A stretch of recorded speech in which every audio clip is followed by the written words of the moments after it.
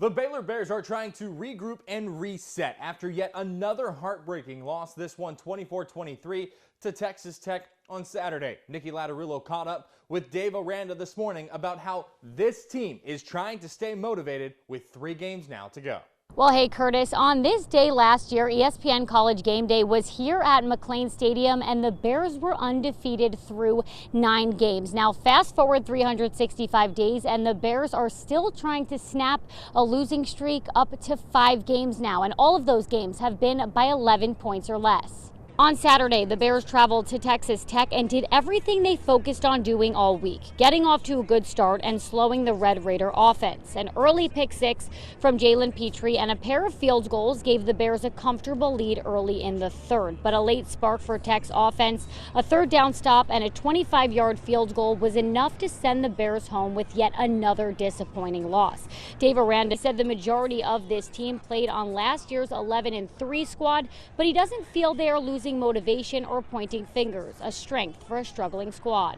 Going from last year to this year, I know that that's a blow. For them to see the work I'm putting in now, we can build on the limited success that we've had so that we can get the success that we want. I think that's strong. The Bears have a week off before taking on Kansas State here at McLean Stadium on the 28th. In Waco, Nicky Latterillo, 6 Sports. For the second week in a row, Texas A&M's game has been postponed by the SEC due to COVID-19 concerns in the Aggies locker room and the mandatory 14-day quarantine for players forced to quarantine during last week's outbreak. This week's game against Ole Miss is the one affected. The conference is currently evaluating whether it will reschedule the game. It's unclear if there are new cases in the A&M locker room. Today, the NCAA announced it is working with the state of Indiana and the city of Indianapolis to move the entire NCAA men's basketball championship to the area due to the committee's determination that, quote, conducting the championship at 13 preliminary round sites spread throughout the country would be very difficult to execute in the current pandemic environment. Indianapolis was previously set to host this year's Final Four April 3rd through the 5th.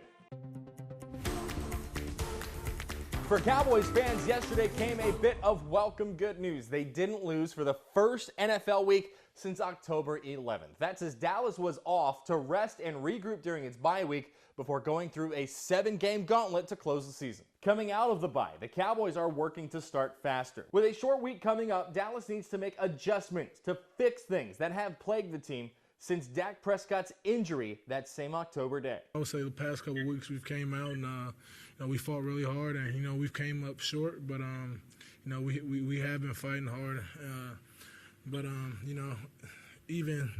we're never. There's no more victories here. This week, the Cowboys head north to face the Vikings. 3:25 kick from Minneapolis on Sunday. That's it for sports. 6 News at 6. We'll be right back.